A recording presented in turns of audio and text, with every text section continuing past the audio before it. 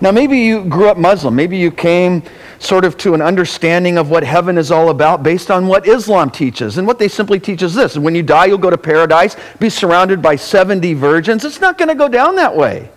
The Bible never speaks of anything close to pertaining of what the Quran or the Muslim faith would teach, which is, I think, probably a great relief for the women that are here.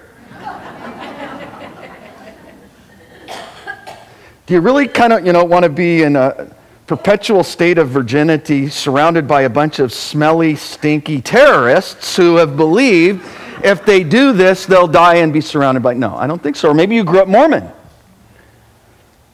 who would also have a very slanted idea on ultimately how it all goes down. That the guys, when you die, become gods.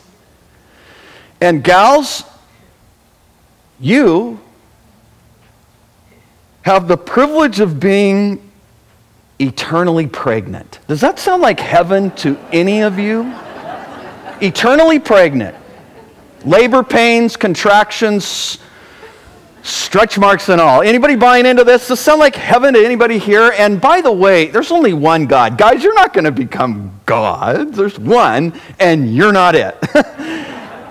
It's Jehovah, the God of Abraham and Isaac and Jacob.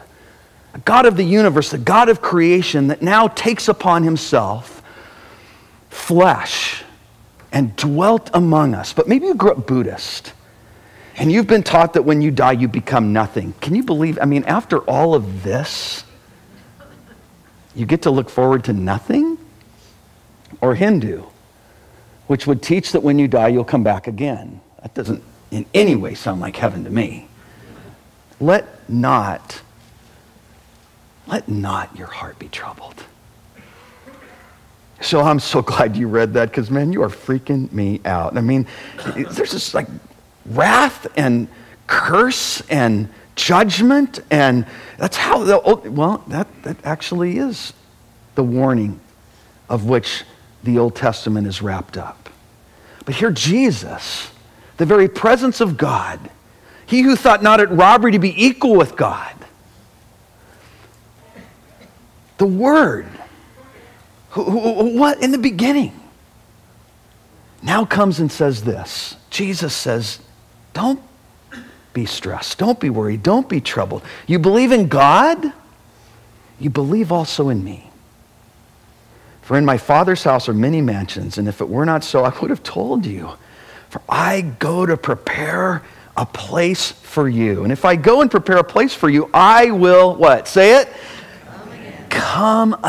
He's coming again. And will receive you unto myself, that where I am, there you may be also.